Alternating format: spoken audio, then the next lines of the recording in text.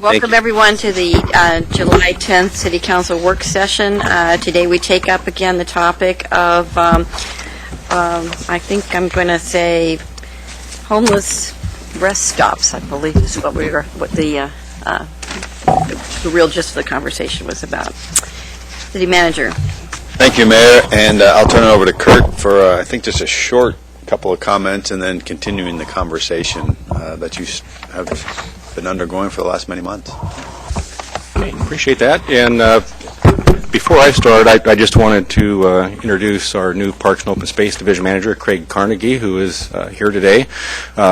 Craig takes Johnny Medlin's spot, who was with us for many years, and we went through a nationwide recruitment and found Craig right here in Oregon, and he joined us last week, and we're delighted to have him with us. Welcome. Came right at the moment of a lot of action, huh? Yeah, just in time for the fun. Yes, indeed. Okay, so this is, in fact, the fourth in your series of homeless camping work sessions, having previously covered this topic on the 24th of April and on the 20th of May and on the 26th of June. The previous direction that we've gotten from the council, which occurred at the first of these in April, was to bring back an ordinance to allow undisturbed sleeping from 10 p.m. until 7 a.m. on vacant city properties, with some conditions excluding developed parks and sensitive environmental areas, also to include religious institutions, nonprofits, commercial and industrial sites, to the extent the owners would authorize overnight camping. The draft ordinance is attached to your AIS materials, this time unchanged from previous versions. You'll note that it also expands upon the car camping ordinance to allow an increase from 3 to 6 vehicles per site. It expands the definition of vehicles to include tents and Conestoga wagon huts for at least the duration of the ordinance, and it stipulates a sunset date of November 1st. At the most recent work session, last June 26th, we laid out the basis for your conversation, starting with a suggestion that we start to get a grip on the scope of work that we're trying to define here, especially as defined by a policy discussion around a series of questions that we have included again in the AIS, ranging everywhere from do you wish to establish these types of sites, what would the criteria be, what are the amenities, and et cetera. We also provided a refreshed list of sites and maps representing our attempt to match up with what we were hearing as the criteria, and representing some examples of what those sites might be without any recommendation or endorsement of any of those sites, either parkland or non-parkland. I gave you a listing of social services agencies engaged in providing shelter in order to perpetuate the conversation around community partnerships. So today is just an opportunity to continue that conversation, and so the time is yours. Thank you. So I'm hoping that at the very least we know whether you are wanting to try a pilot as a result of our conversation today, and if so, how many you want to try. So just putting that out there. My intention is to go around the table and give everybody a chance to sort of do one round of just things you want people to consider as they think about it, and then we'll take any proposals that people have. But let's have one round without proposals where people can just add to the conversation. So I'll start with whoever would like to start. How about you, George? Thank you. To start off with, I've got a question. It's not directly related to the overnight sleeping. It's related to the part of the original motion about the proposed ordinance. And my question is, we're talking about increasing the number of spaces that's allowed at the car camping. What would be the additional cost to the city if we did increase it to 6, and where would that money come from? The answer to that question is that the car camping program is actually administered through PDD, so I don't know that the answer would be there's a significant increase in cost between 3 and 6 per site. It's carried out through a partnership with St. Vincent de Paul. Okay. If we could get an idea if it is going to be any additional cost to the city. And then, have we gone any farther looking into Mike's idea of setting up some kind of a computer program where people can register if they're willing to allow folks to sleep or actually camp in their backyards, and then the homeless people can access this and they can kind of meet each other up? Have we gone any further looking into that? Yeah, we did a high-level overview of the cost of developing, essentially the software to accommodate that, which is not a particularly significant number. And when I say that, it would be in the thousands of dollars versus tens of thousands. It's not certain what the cost of administering the program would be once it was loaded up and staff had to physically manage and assign input through it. But the cost of putting the system in place is not significant. Well, my thinking is if we could do that, such as city staff did the program where people can report problems in the parks, if we can get that program designed and up and running and then find one of the social service agencies to actually do the administration of it, and then the city's responsibility basically is, okay, we've set the program up, here it is, this is how it works, you folks run it. It's a minimal cost to the city, it's one-time funding, which we could pull out of reserves, which I would be in favor of because it's one-time funding for one-time services. So I'd like to see us explore that even farther than we have. I think it's a great idea that Mike came up with. And, like I said at one of the other meetings, we have so many caring people in this community, and we have the ability to allow people to sleep and to camp with certain restrictions, that I don't see why we can't involve the people that really care that much at a very minimal cost to everybody, as opposed to trying to herd people into specific campgrounds or campsites or parks or neighborhoods or whatever the case may be. Mayor, can I just, real quickly, I think on that last suggestion, we also think that could be an interesting one to explore. If the council wants to go down that, what would be helpful for us is the guidance that says, public-private partnership and sort of that balance between that. So as we kind of move through that, we kind of get a sense of where you want us to be. Look for a motion on that later Yeah. today. Councilor Zalata? Yeah, I think I was the one who suggested a pilot program. I think we're kind of in the experimental phase of dealing with homelessness, and what we've done so far is the Roosevelt site, which is the micro-housing project to deal with more permit-style housing, where people can leave their stuff and have it be secure. So that's that pilot for that. This is substantially different. This is overnight camping, but not staying and not having your stuff leave there. So I think that warrants another type of experiment through a pilot. And I think it should be a public-private partnership. I think it should be the community needs to step up. I think our role is to allow it to happen, potentially pick a site, and then have the partnership of the public step up to provide the toilets, the garbage, and the supervision. And I think it should be dawn to dusk, and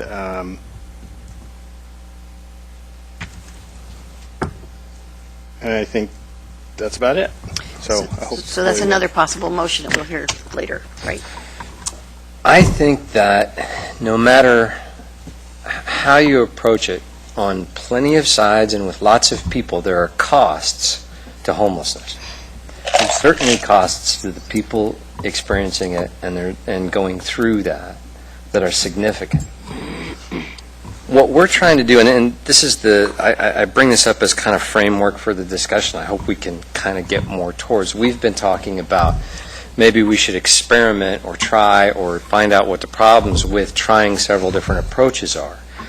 I'm not comfortable experimenting with things that impose costs on others that may be particularly burdensome more to one group than to another. For example, today I can see a good number of folks from my ward, from the Wendover area, that live around in a neighborhood around that park, because it was on the list as one that may be considered for this experimental approach. They're concerned that we're going to impose the costs of homelessness on them as an undue burden, and more so than we might people who lived in a different neighborhood. And I think that that's a kind of a guiding principle that we should be using to discuss this, is how do we impose fairly the costs of this problem evenly in our community, or how do we avoid certainly imposing overburdensome costs on particular groups of people in order to try and come up with a solution. So whenever we're talking about land that is particularly close to any residential neighborhood, I want to say no, because it's not fair for us to impose that cost and those burdens on that small group of people, and they shouldn't have to bear that on their own. I appreciate what George brought up. I have a motion here when the time's appropriate. I still believe that our greatest strength is as a clearinghouse of information for a wealth of goodwill in our community of people who want to help and want to do the right thing to help people, but don't know where to go to say, hey, I have some space somebody could use. And vice versa, the same place where someone who needs help can go to say, where are the choices of places I might be able to camp for tonight? We have the ability to be that clearinghouse of information and that resource better than anyone else does, and that's, I think, our appropriate role as our major focus. If we go the route of experimenting with a particular space where people might camp over, I hope we'll do it limiting any burdens and costs that we're imposing on nearby folks. Thank you. Claire?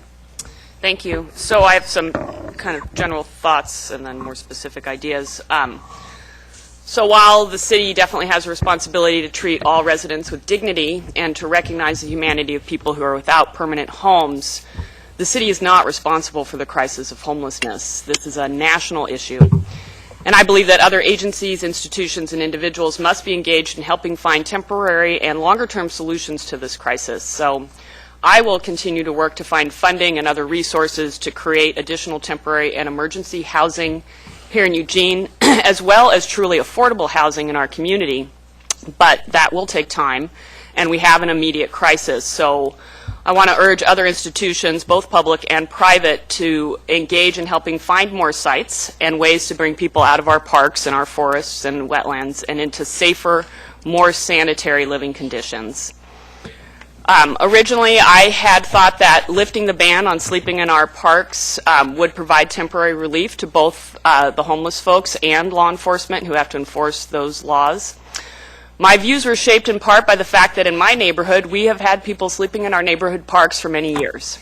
It's not a great situation, and whether or not these campers cause higher crime around those parks, I really can't say. But residents have either resigned themselves to it or accept the fact that these people have few other options.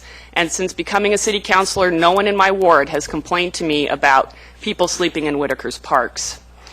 But since the council began discussing this idea and receiving more public input, I've moved away from supporting a simple lifting of the sleeping ban. It has raised so many concerns with residents who don't have that same history with homeless people in their parks as my neighborhood does.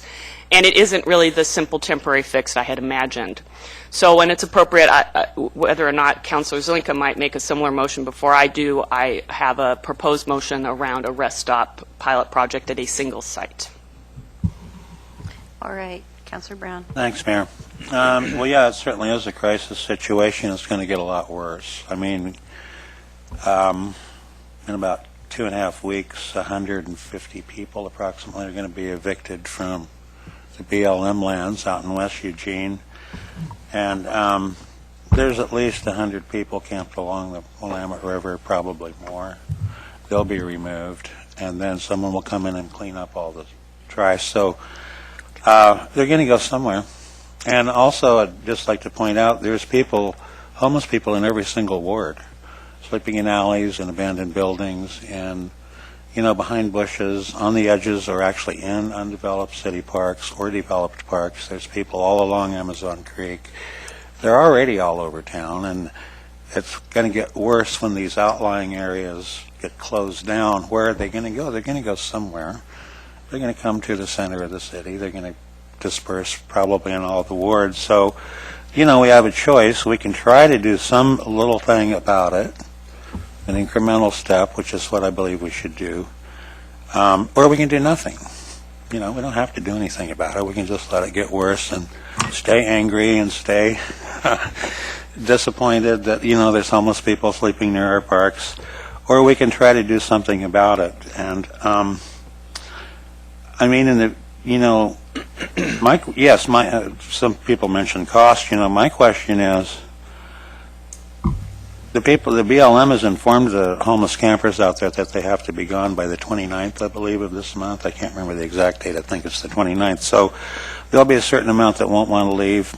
BLM doesn't have officers to go out and remove them. I imagine our police will probably be involved. That'll be a cost to the city. And then I imagine city parks people will go out and clean up, and tipping fees at the dump and so on. So I think that we ought to try to keep track of those costs if we can. You know, for police time and the parks staff time and any other fees that are paid, you know, to the transfer station or whatever when you get rid of all the junk. And because that's just going to be an ongoing cost if we don't try to do something. It'll just repeat itself endlessly. And so I really think we ought to be a little bolder also and have more than one site, because I'm counting easily 250 people that are going to be displaced very shortly. And if we have one site with 10 or 15 people, it's, I mean, you know, that's not even scratching the tip of the iceberg. I think we need about 5 sites, 15 people each. And even that's not going to handle it, but at least it'll cushion the blow for all of the neighborhoods and all of the wards. And so, am I over? Okay, yeah. Thank you. Betty? Thank you.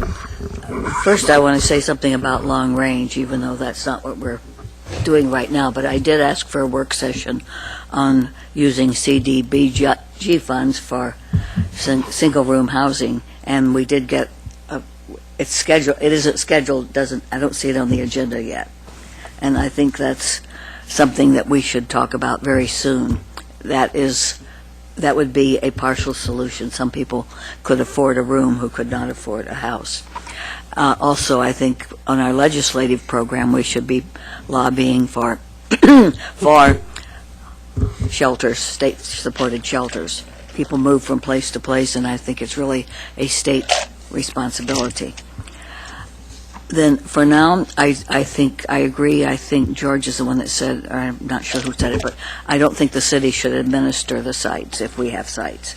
I think we should ask volunteers, organizations, or people to administer, and our requirement should be, if we provide a site, require that they have sanitary facilities and garbage disposal and somebody to supervise, but not the city's responsibility.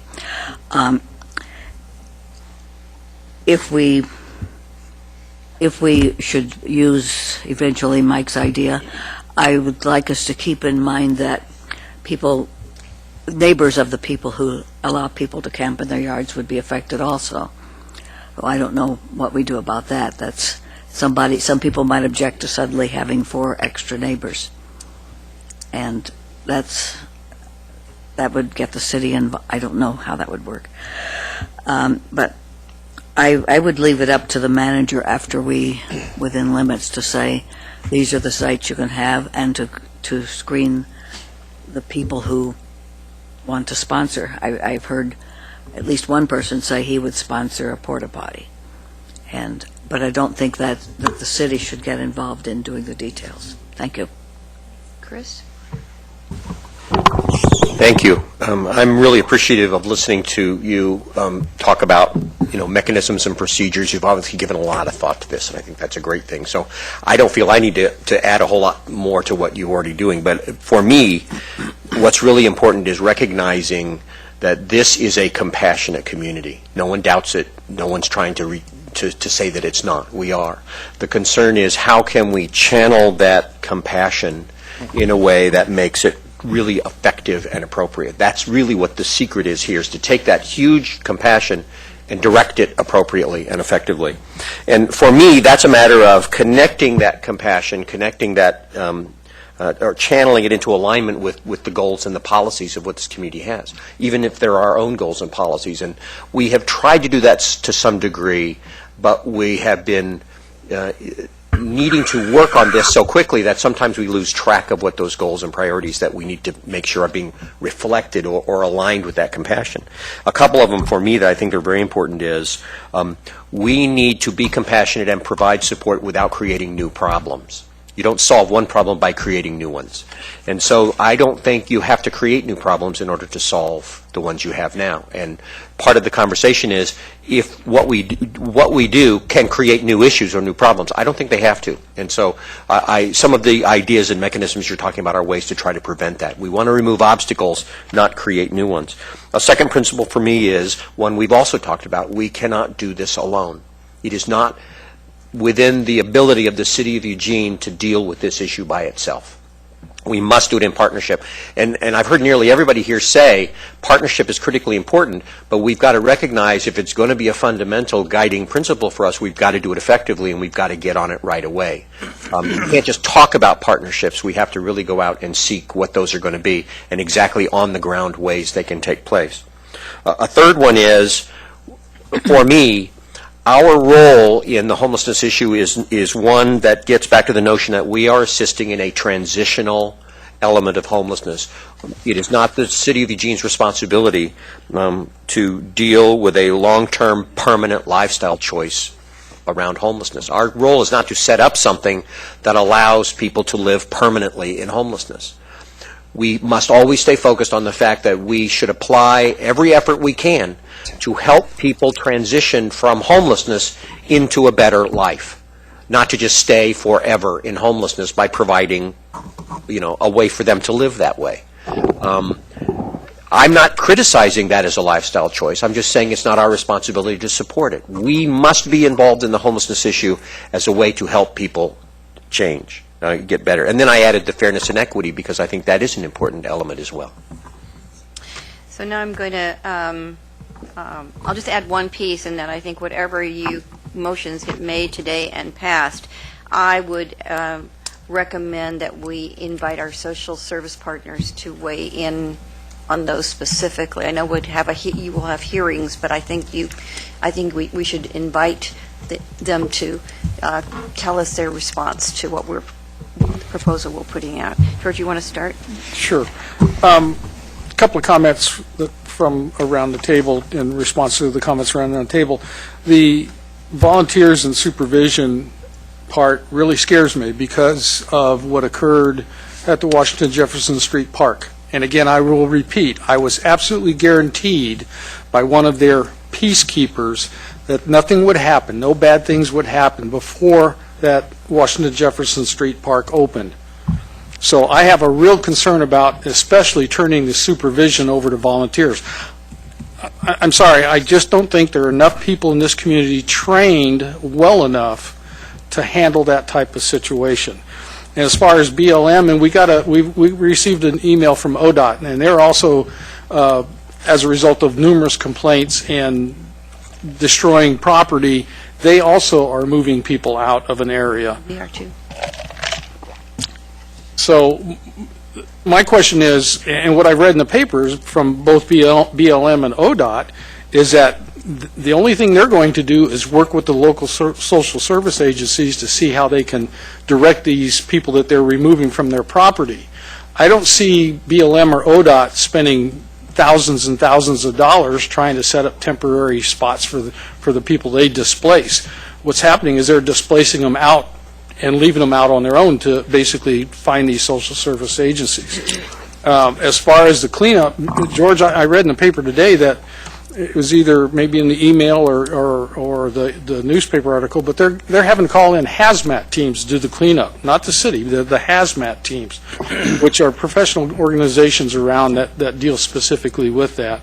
And since BLM is a federal agency, I got a funny feeling that it will be federal officers that will be removing the people from the BLM land, and perhaps they will ask for assistance from the city. But that's the federal government's responsibility and not the city's. So we can go into some kind of agreement to work with them. I'm going to throw out the first motion real quick, and if I get a second, I'd like to speak to it. And so I move to direct the city manager to include in a proposed ordinance a provision removing the sunset ordinance authorizing Conestoga huts. Second. Moved and seconded.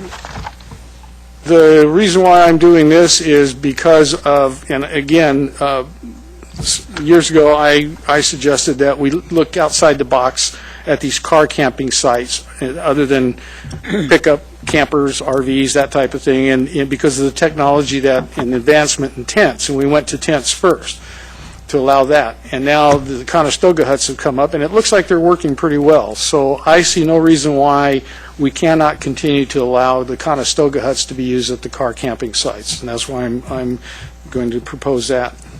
Any input from down that end? You guys, okay? Are you ready to vote on this? Okay, all those in favor, please indicate. 1, 2, 3, 7 in favor and none in opposition, it passes. Okay, and my second motion is I move to direct the city manager to remove from the list of potential homeless camping sites any new site located in a residential area or close to a school. Second. Moved and seconded. Okay, and the reason why I'm putting that motion out and labeled it the way I did, potential homeless camping sites, is because that's the way the list is worded. But I started out primarily looking at the 2 sites within the Harlow Neighborhood Association, because that's who I got the most feedback from. And as this thing grew legs, we started hearing from more and more and more people. And then I extended the list out to 5, and then today I had an alternate motion that was 7. But I'm just going to go ahead and go with that motion. And, you know, these are not my ideas to do this. This is based on feedback from the community. In fact, the Northeast Neighborhood Association had a meeting to discuss the homeless issue on May 23rd. Mike and I weren't even there because we had a budget committee meeting that same night.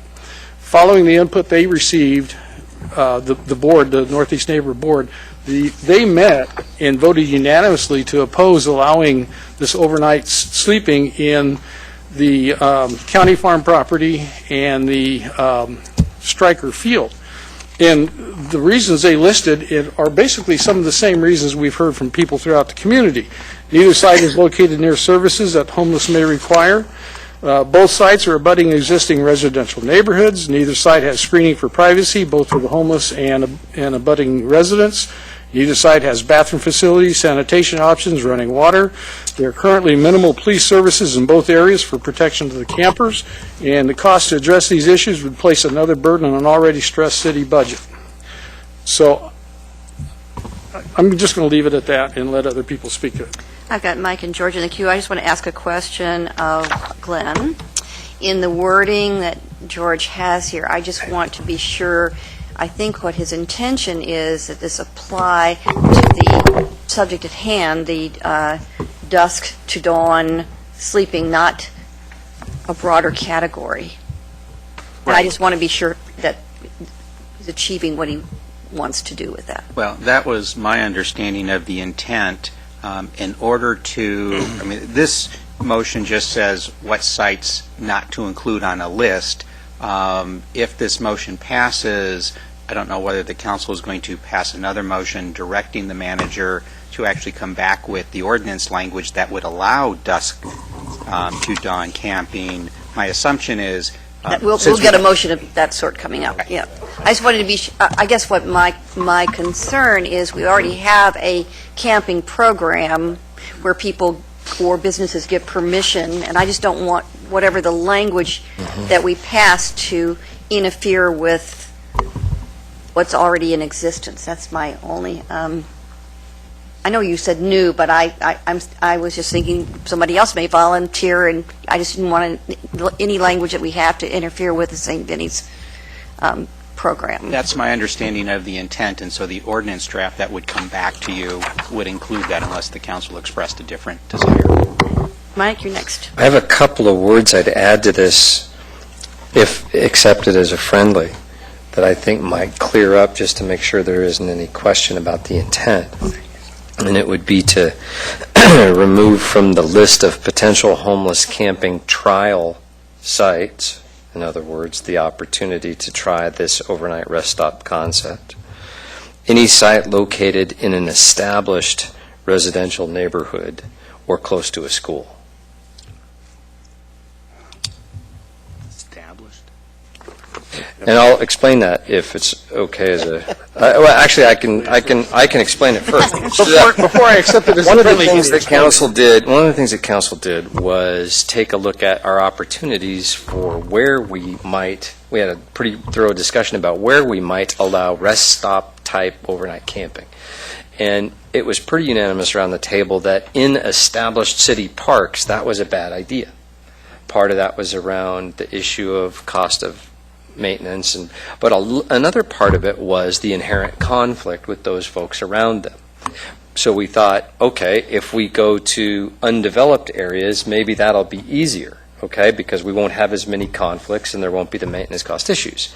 However, the way our progress towards park development has been able to go because of a lack of SDCs, we already now have relatively completely developed neighborhoods around barren, undeveloped land that will be neighborhood parks, and many of those are on this list.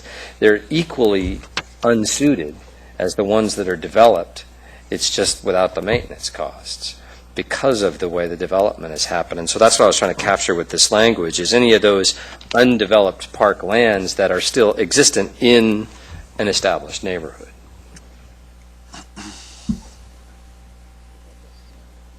Does that work legally or no? But right now, the language that George offered is any site located in a residential area. So what you've just described is already... It's smaller, okay, Right. fine. That's fine. Yeah, I don't want to do a subset of that, so. And the other thing, if I might real quick to help explain this, is the reason why I put potential homeless camping sites is because the list that was given to us was labeled that. Yeah. And I'm still in the queue for the next motion. Oh, well, Yes. we're still on this one. Yeah, we're on this one. Well, I was saying done, but I had put my hand up earlier for the queue. That's what I was asking. George. Thanks, Mayor. I don't have too much problem with this, although, you know, I went and visited every single site and did my own assessment, and I think that there's On this? two sites in the undeveloped spaces that could work, but I think that we'd need to have some extended conversations with the neighbors before those were given serious consideration. And I think there's plenty of sites, totally suitable sites on the list of, the city surplus properties that will keep us busy for a while, and we could always, if we get, some of those established successfully, we could always go back to the neighbors later and have that conversation. So, but I would like to point out that in this third motion, which I guess we're going with motion number 2, motion number 3, there at County Farm Road and the cross street is Parkview at Mountain Terrace. That's already a site. There's one homeless camper there. It's a van. I'm assuming it's administered by St. Vincent's, although I haven't had time to confirm that. There's a porta potty and there's a dumpster. So they're already there. They're in that neighborhood. Now, I'm not suggesting that you have 10 or 15 new tents put up there or anything, but it maybe could hold 3 or 4 more. And that might be a good place to go talk to the neighbors. Have you had a problem with this person that's there? As far as I know, it's only one. And so maybe there could be 3 or 4 more vehicles there because it's already set up for sanitation.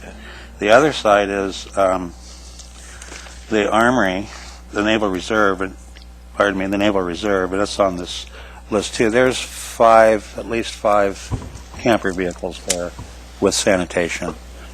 That's being administered by St. Vinny's. Maybe that could be expanded a little bit, I don't know. I'm not suggesting that people, use tents to camp there overnight and then roll up in the morning. But on these sites, there already are homeless people living at 2 of the sites. So I just wanted to point that out. Thank you. Alan? So I had 2 clarifying questions. And maybe staff could take a crack at this, and then maybe George. So how would we know what a residential area is? If we said neighborhoods, my understanding is the entire city is divided up into neighborhoods, so every inch is in a neighborhood. So how would we define that? And then how would we determine what close to a school is? When the ordinance draft comes back to you, it will include more specificity about how those terms could be interpreted. Residential area would not, for example, include a purely industrial area, a purely commercial area. So when I think of a residential area, I'm thinking of an area that would be a residential neighborhood as opposed to the industrial area, ICCO area, for example. But when the ordinance comes back to you, there will be some language there that helps try to explain what we think your intent is, and then you'll have a chance to look at that and say, yeah, that's what you intended, or no, it's not. This is just direction to us to bring that proposed ordinance to a public hearing. Yeah, I was working on a motion that basically said that the pilot site would be recommended by the city manager and selected by the council on a city-owned site, religious institution, nonprofit organization, or commercial industrial properties, which is saying where you can do it as opposed to saying where you can't do it. So it eliminates residential sites. But what I think it's going to be kind of difficult to say it is or isn't near a residential area. I think saying where it should be located as opposed to where it shouldn't be might be more easier to interpret or select a site. Well, in the draft ordinance that's in your packet, one of the provisions that we had included in that for you to react to based on one of your earlier motions actually says it just that way. That might have been where I got it, Glenn. Well, we might have included it because you had suggested it. But I think the motion was, your motion originally was city-owned sites, nonprofits, and then I don't remember, Claire, somebody said, well, what about commercial or industrial? And so we added that. So the ordinance would not say cannot be located on a residential area because the ordinance actually has to authorize something, and so it will say where it goes, but there will also be something in there that, for example, just because a property is zoned commercial, you can have a property zoned commercial in the middle of a residential area, so there will be language, if this motion passes, to make it clear that a single commercially zoned piece of property in the middle of a residential area would not be a site where this could be located. Okay. Let's do both. Hey. Mayor? Just to add a couple of maybe practical comments to what Glenn is telling you.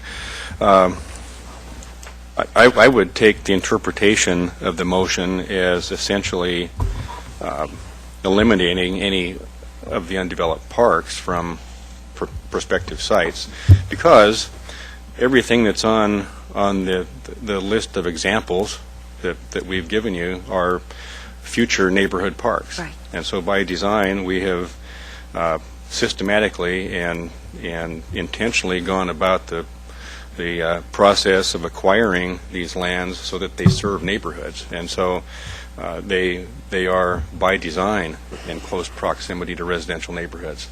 The community parks, and you used to have Santa Clara Park and Golden Gardens on the list, but with the current criteria that those are not inside the city, those would be the types of undeveloped parklands that are not immediately adjacent to residential. That would be arguable with Santa Clara, certainly.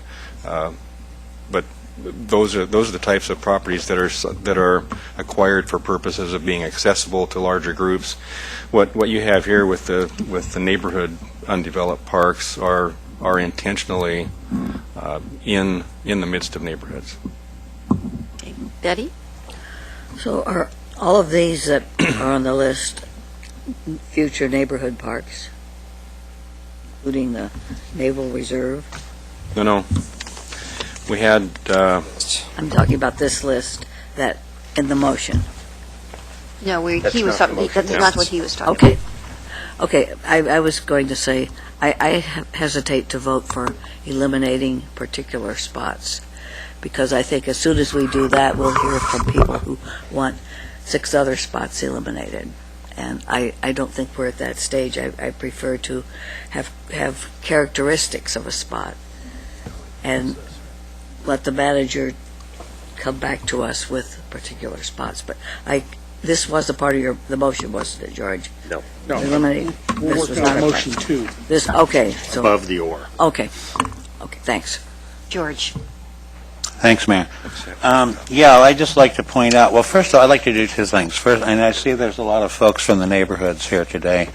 I know that this idea has generated an enormous amount of concern and anxiety, especially when you see the list of the undeveloped parks. I think there's been a fundamental misunderstanding of what we're trying to do here, and we asked staff to bring back a list of city surplus property and also undeveloped city parks that could be used potentially for this pilot program. And that's all it was. It was a list of things to look at. It wasn't like, okay, we're going to dump 20 homeless people in your little park right next to your house. It was, let's just look at what's out there first.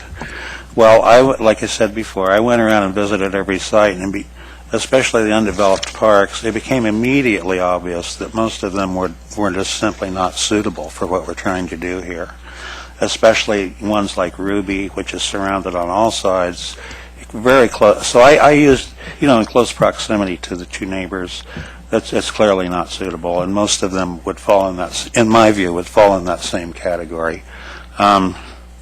So I just want people to I'm trying to alleviate some of the anxiety, perhaps, that's building up here. I believe we're not going to do anything that's unreasonable or too wild. We're going to do something sensible here to try to address the problem. I still believe that there's a couple of these sites.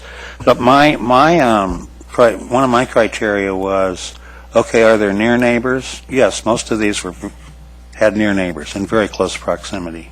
There's a couple that don't have any near neighbors, actually, and I'm thinking of Lone Oak in particular. That's a possibility. But there's other good sites on the other list of city surplus properties, so I'm willing to remove from consideration all of the undeveloped parks and open space in the neighborhoods. And I believe that there's five really good sites on the other list that don't involve any conflicts with nearby neighbors. So I think we have a good list here to work with. I think we should try it on more than one. I mean, we could do that, but if we're talking 10 or 15 people, when we know that 150 people are going to be evicted from where they've been living shortly, I just see us falling behind, and we'll never be able to address the problem in any meaningful way. So I guess I'll just save some of my other comments when we start talking about the other list. Thanks. I guess we're going to vote on this. I guess my only comment would be, for me, it's like I want us to aim for something that would have the most support, have the most possibility of success, so that we could have something that people felt good about, and then you can replicate it if necessary somewhere else. And so I think, as whatever you're considering for today, you should be thinking about what has the largest opportunity to succeed, and aim for that, as opposed to what could be the most controversial and cause the most heat to build up around it. So just a suggestion in that order. So let's vote on this motion of George's. All those in favor, please indicate. 7 in favor, none in opposition. It passes. Okay, all right.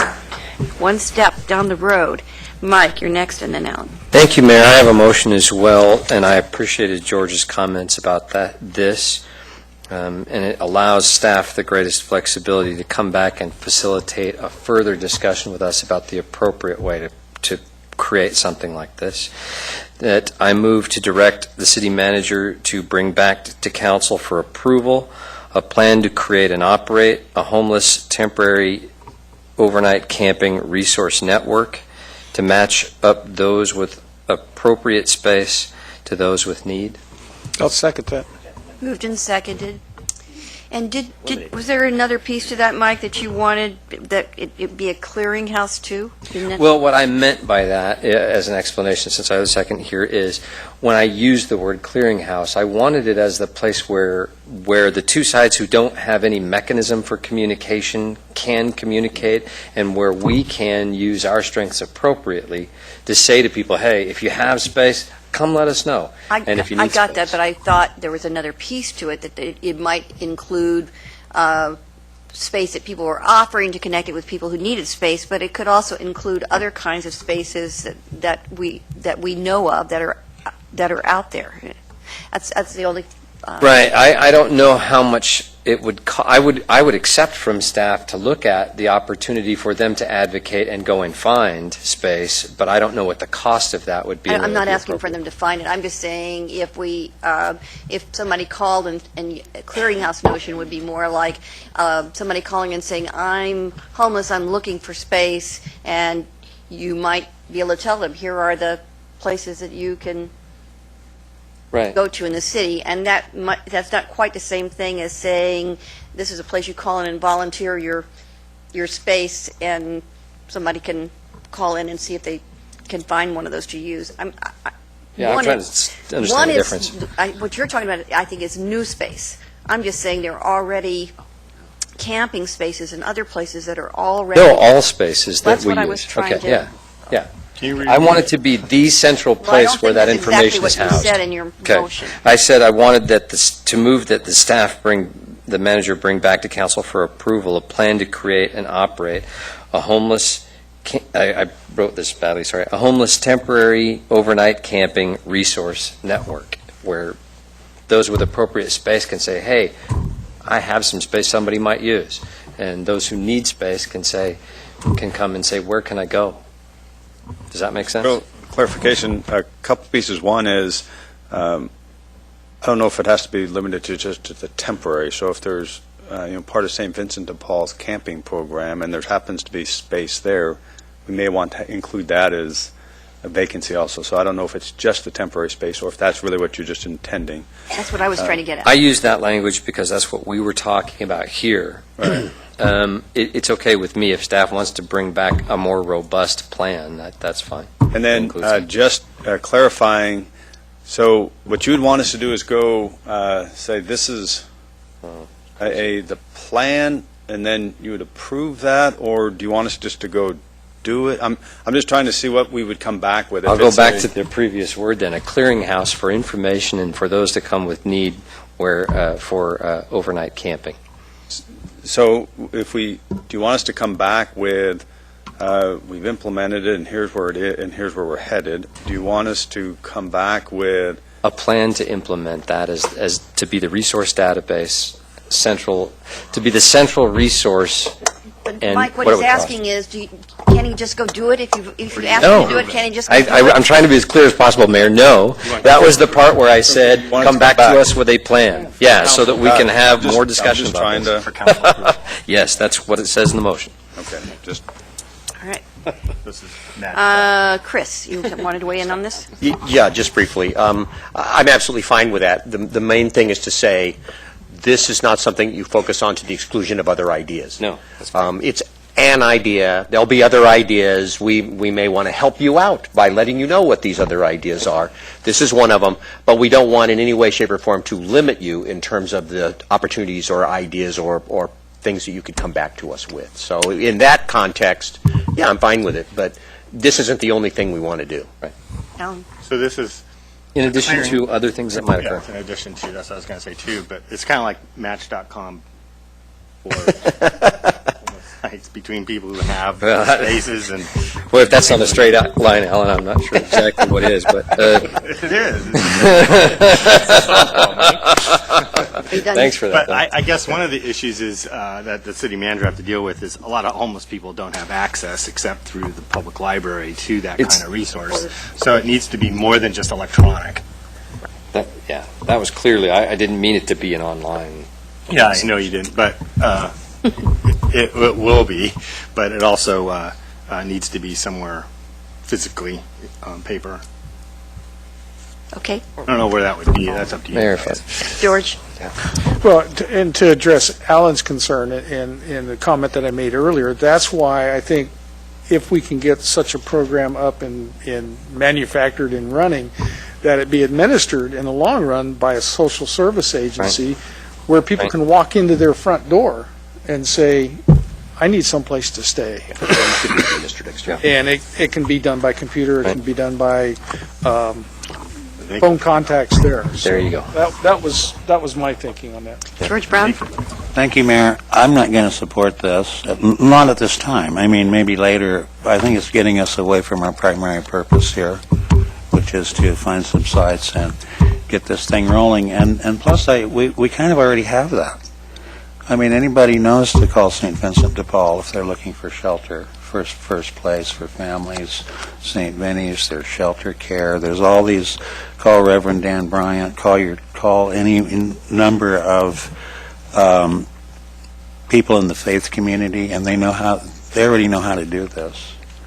And the fact is, there haven't been a lot of people willing to host homeless families like in their backyard. I mean, there are some, and that's really great. But I just see us kind of building an infrastructure here that's taking us away from our main purpose. And I believe that these networks already exist. So I kind of hate to see us complicate this other thing that we're working on, and I won't support it. Not at this time. Maybe later after we do all these other things, but I think it's unnecessary at this time. Thank you. So Mike, and then we'll vote. No, I'm going to pass. I think we've Okay, we're ready to vote on Mike's motion. had enough discussion. All those in favor, please indicate. 1, 2, 3, 4, 5. In opposition, 2, it passes. Okay, Alan, you're up for the next one. Now we're on to the heart of the matter. I'll make a motion to establish a pilot program. The reason for a pilot program is that I think with these kind of, the way that we're approaching this is you start small, make sure it works, work out the bugs, and then if it's successful, you learn from that pilot, then you can expand it if it's successful. We might find out that this really isn't workable or that it's not doable. But I think taking a baby step at this point is a good idea. So I will make a motion to direct the city manager to bring back an ordinance that develops and establishes rules for a 90-day pilot overnight sleeping program or rest stop. One site shall be recommended by the city manager and approved by the council at a city-owned site, religious institution, or nonprofit organization or business located in a commercial or industrial zone. The site shall allow no more than 15 people at the site in vehicles, tents, campers, trailers, or Conestoga huts. That's consistent with what we already have. And the city manager shall develop a public-private partnership where the private partner shall provide for adequate garbage, toilets, and supervision at the site at no cost to the city. Overnight camping at this site shall be allowed between 9 p.m. and 7 a.m., and each day the site shall be completely cleaned up by 7 a.m., and all personal property shall be removed so that the site does not become a 24-hour site. Second. Moved and seconded. Mike? Yeah, you hit all the buttons that I can support on this. I will be, and the reason in the first place is because it's an opportunity for the city to develop that plan and for the manager and staff to develop that plan and bring it back to us. I think it's going to be particularly difficult to jump a couple of the hurdles in that motion. someone willing to do it for free and do all the work of screening people and providing all of those other pieces. I think that's going to be a difficult hurdle, but if it can be done, I would never object to it, because I think those are the appropriate things that need to be done. If it comes back and we can't appropriately screen those who'd stay, if we can't have some supervision, if we can't have some manner of decent basic services, toilets and so forth, I couldn't support it, but this motion directs staff in a way I can support. George Brown? Thanks, Mayor. Well, I won't be able to support this at this time. I probably would a month or 2 months from now, once we know what it is. We don't know what it is yet. We haven't decided exactly what we want to do here.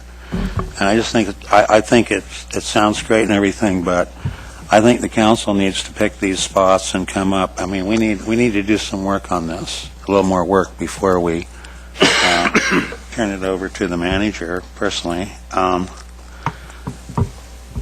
You know, we're not exactly sure how it's going to work, and I think we need to make that decision. I think we need to have a little more conversation with homeless advocates. I just think it's premature. Like I say, I would probably support it in a month or two, but once we have a more refined idea of where we want this to happen, do we just want to do one? Well, I get the idea of a pilot program, but if we just do one, like 10 or 15 people, when we know that we're going to be inundated with 250 people here at the end of the month, it just kind of seems like too little too late. I'd rather establish exactly what we want to do and find out who's going to be the supervisors. And as far as cost goes, we know that this City Council contingency fund was refreshed on July 1st. We've got $47,000. We could easily, pick 3, 4, 5 sites and spend $5,000 a year for trash and, for sanitation. That's a possibility. We might want to talk about that. We could poll the religious organizations and see if they would be willing to chip in, or volunteers. I know lots of people who are just raring to go on these things, so they can donate their skills, their building skills, building materials, as well as cash. But Councilor Poling hit it right on the head. This is a caring community. There's lots of people that want to help with this thing. But I think we need to know more what exactly we want to do before we direct the manager to do anything. And frankly, I don't think we're there yet. I think we need some more conversation about it. Thank you. Claire? Yeah, thank you. I seconded the motion, so I could support it, but I'm going to ask Councilor Zelinka if you might entertain a couple adjustments. But first, I had a question for the attorney. Not so fast. Leaving. That's a great idea. Trying to get out of here, If we don't do anything else regarding this draft ordinance, because it has this one provision in Section 1 there around expanding the number of campers from 3 to 6, will that stay in this draft ordinance as it is, or do we need to call that out to maintain it? If either you need to call it out, or if there was time when you got done with your motions, I was going to ask to be able to walk through this and have you tell me, take that provision out or leave it in for the public hearing. Great, thanks. So the things that I would like to adjust to Councilor Zelinka's motion, if he's willing, is I would like the 90-day clock on the pilot to start once this potential rest stop actually becomes operational, so that there is a full 90 days of people living there for it to be tested. Right, that was the intent. Okay. And then I would include in the direction to the city manager on developing a public-private partnership, and this could just be intent, it may not have to be actual language, that in addition to providing adequate garbage, toilets, and supervision, they would work with surrounding businesses and nearby residents to address any concerns that they might have, whether that's property owners or business tenants or whoever is adjacent. And then I apologize, I missed if you said what the limit of the number of people on the sites were? 15. 15. Okay. I sent it as an email. Just so you know, I've got George Poling, Betty, and Alan in the queue. George? Mine's going to be real quick. I'm going to ask for a friendly on removing Conestoga huts, because it kind of conflicts to the very end of that. You say the site must be completely cleaned up, And although they're Conestoga huts, they're not on wheels. Right. Permanent. Can't Seen do them on that. wheels, though. Can't move. Well, No. you're going to complicate the None issue. of them they're making. And then the other thing also is the vehicles. Is it necessary to put in there operating vehicles or functionable vehicles? Because you get somebody drag something in there and it dies on them, then what? So I don't know if you want to clarify that also or not, but definitely need I think, need to take the Conestoga huts out. Okay, I'll accept that as a friendly. With regard to operating vehicles, Operational Yes, vehicles. the fact that all personal property, which includes your car, Vehicles. needs to be able to It's- leave, yeah, it's in there. kind of assumes that it's operable. Yeah, that covers it. Yeah. Thank you. So, yeah, taking out Conestoga, it's okay. Betty? Thank you. My concern is the 90 days, and if the 90 days ends in January, that's not good. And I would prefer to say, to have a date in the spring when it ends, like in May, end of May. I don't know when it's going to start, but it disturbs me to think that people are used to going someplace and then in the middle of January or February, you say, no, it isn't there anymore. It's not a good time to end something. Kind of relates to how fast an ordinance can come back and Yeah, when the well- public hearing could be, and all that's going to be September, October anyway. That's correct. The soonest the public hearing would be September. We don't have time under the charter to get a public hearing in July. So if the ordinance came back as a public hearing early September and you acted a couple weeks later, it takes effect 30 days after that. So it wouldn't really take effect probably until late October. Maybe November. So November, maybe November, December, December, no. January. How about a season? How about saying it ends at the end of May? Or- It's temporary. And- I know. It's temporary, but say End of what? a May. When's spring end? March? Do you have a suggestion for that? Because I'm thinking we want to get through one season to see how it works. My suggestion is let us think about it. We'll include some language in the proposed ordinance. It's not binding on you. You can always change it after you hear from the Right. public Yeah, at the that public makes hearing. Okay. Alan, you're next. George, respond what you were saying. What I was intending to do here is that the city council does pick a site. So it's recommended by the city manager, but the council approves it. And that what we're asking the city manager to do is put the meat on the bones, and bring it back to us for approval in the form of an ordinance. So this is doing exactly what I think you said you wanted to do, which is to develop what it is. And by directing the city manager to bring back an ordinance, they will in fact have to come back with all these different aspects of it and rules and figure it all out so that we get an ordinance that specifies those things. I agree with you that 15 people is a drop in the bucket when we've got several thousand homeless people. But we have to start somewhere. And I think starting small and seeing if it works and having it be controlled and the first time out, if it works, you can expand it. If it doesn't, we can modify it and see if we can make it work. But I think starting small and doing one is a good way to go. So I've got George and Mike and Claire in the queue, and I don't know if we have another motion that people need to make today. So and I know that you want to sort of walk through what we've got when we're done. So let's make this as quick as we can. Okay, thanks, Mayor. I've just already heard some things that reinforce my idea that we're not quite ready to direct the city manager to do this. I mean, already we're talking about removing Conestoga huts from the sites, and we don't know. I think we're all agreed there has to be sanitation. I think we're all agreed there has to be some kind of a responsible host or responsible party there.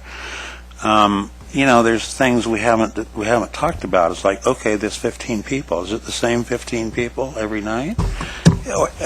Are 75 people going to show up at the one site trying to get a place to sleep? Who makes the determination who gets in? And is it first come, first serve every single night? I mean, there's all these other things we really need to go over. I'd hate to have staff try to be responsible for all of this, not that they lack the competence. I'm not saying that at all. But it's just there's a lot of things that people may not think of, and I think we have to. Well, no, these are things we need to know. because it's going to happen. Those rules. Well, maybe they will, and maybe they won't, but I think we still need to talk about them. And Starting point for a discussion. there's all kinds of, there's just all kinds of complications here that I believe that we really need to sift out and come down with some basics. And, I think Councilor Proling earlier mentioned the problems at the Washington Jefferson Park. My understanding is a lot of that that the Occupy Eugene people lacked the ability to screen who came in. They could not tell individual people, no, I know you are a chronic alcoholic, you are a person with drug issues you are not dealing with, you are a person with unaddressed mental health issues, you're a troublemaker, you can't come in here. They lacked that ability. Unless there's a responsible gatekeeper or host or whatever you want to call it, I think it's naive to think that these same problems that developed at Wash Jeff won't reoccur. And I just feel like it's a little, I think it's fine, the motion's fine, I just think it's a little premature. I think we need to hammer out some more basic ideas for staff to work with, where we want this thing to go. And I think that we do have stakeholders. We have the religious community. We have sleeps. We have people that have been giving us a lot of thought and working on this. There's lots of people from the homelessness committee of, it's a year and a half, 2 years ago. So I just feel like we need to have a little more talk about this before we, turn it over to the manager and staff. There's a lot of unanswered questions here, and I just think we need to work on it a little more. One more work session, even. Mike? Yeah. Well, I appreciate George's comments. I agree with his concerns, as I said earlier, but it's time to act. It's time for us to do something to move a solution down the road. And I'm okay with empowering staff to come back with very specific instructions. As I said, I think they're tall hurdles. I don't know if we're going to be able to agree that anything that they come up with is appropriate for a majority of us. And there's one other issue I didn't raise before that will be another hurdle for me to look at and understand. Right now, camping in city spaces like at Alton Baker or some of the other established places has a time limit to it for the amount of time someone can be a homeless camper in that place.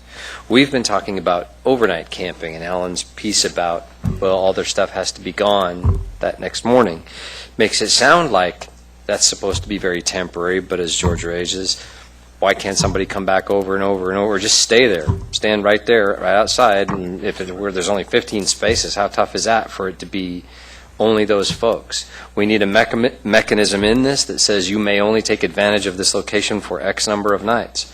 That's going to be an interesting fight to see how that comes out. But I think it must very well, at least for me, be very temporary in nature, that they can take advantage of this space. Claire? Yeah, thank you. I see I don't think we can work out all the details at this table. I think that's the idea of engaging in a partnership with other folks in the community who may have more experience with this, have other ideas, and together, city staff and those folks can work out details in terms of supervision, access, whether or not the same person can come back over and over again. Having it as a 90-day pilot, I recognize the challenge in terms of when it might end, but that allows some certainty that this body's going to look at this again, perhaps improve it, perhaps expand it to other sites if it's successful, adjust to the problems that might happen, and also limiting the number of people at this site, and if there are future sites, each of the sites, I believe will help mitigate some of the problems that occurred at Washington Jefferson. You just don't have as many people in one place, and it's easier for people to get along. So those are my thoughts right now. Eddie? As I see it, we're just giving permission for the land to be used, and some of the advocates would be ironing out all these details. And I don't think that the manager should be doing that, or that we should be doing that. People have been asking us, let us do it, and that's what I think this motion means, I hope. And I intend to support the motion. Yeah, I intend to support the motion also because, like was said earlier, we need to see something in black and white. And whether we agree with it or disagree with it, we won't know until we see it. So moving that yard marker a little closer to us so we can have the final say one way or the other. All we're doing is telling the city managers to come back with a proposed ordinance so we can have a public hearing. And, you know, as long as it's done in a legal fashion, I'm all for public hearings. All right, so I think we're ready to vote on this. All those in favor, please indicate. 6 in favor, and in opposition, 1, it passes. All right, and now, Glenn, do you want to go through what you think you've got there? I'm not going to tell you what I think I have. I'm going to tell you what I don't have yet. And the only piece of what was in your packet in the proposed ordinance that I don't know what to do with is the issue that Claire raised. On page 1 of the proposed ordinance, it's your packet, page 131, one of the suggestions was to expand the current program that allows 3 vehicles, tents, Conestoga huts, to expand that up to 6. Nothing you have talked about yet today gives us the instruction to include that in the ordinance. If you would like that to be included in the proposed ordinance, we would like that as direction from you. I think George has got... Does that need to be in a form of a motion? Nod our head. Because If you nod your head, if I see 4 head nods, okay, it will be in the proposed ordinance. You But can what I would- always vote it out. What I would also like to see is what, if any, additional cost it's going to be to the city to increase it to Yes. 6. Yes. As part of the AIS, we can Yes, give you that yes. information. Okay, that's All right. all I need. All right, then. Okay. The only other things that we talked about today that I think, actually, we didn't talk about the, having the committee or commission for the homeless, but Chris is following up on that, and we'll be bringing that back. And Betty's already got the CDBG thing in motion for us to deal with. Yeah. So both of those are out there. Yes. I'll bring a proposal back. Yeah. I just have a question for the manager and her. You know, one of the potential sites for the city-owned surplus property is 8th and Mill, kind of across from the federal courthouse. But I believe that's the old Hoots restaurant property. Is that correct? Someone? There's a commercial building there that's been empty for a few years, and then the parking lot. And initially I thought, oh, this will just be one of these weird little slices of parking lot somewhere that the city owns. And I went over and looked at it. It looks, I think that's where Hoots was, and I'm just wondering, Well, that's going back. no for sale Ain't sign it, on the though? property. I mean, I guess I don't have to know today, but I'm just curious. Was that the old Hoots? Does the city actually own that building? I think it does. And is it for sale?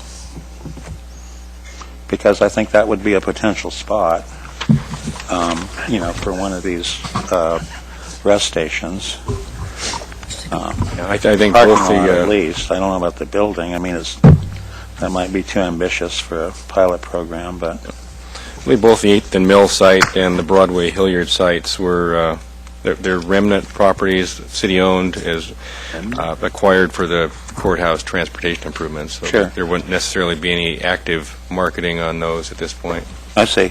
Okay, well, yeah, the Broadway Hilliard site, I think, is also a really good site. There's no near neighbors, there's no, you know, I think both of those are good sites, and I think there's 3 other really good sites, too. Northwest Expressway in Chambers and Roosevelt, west of Garfield.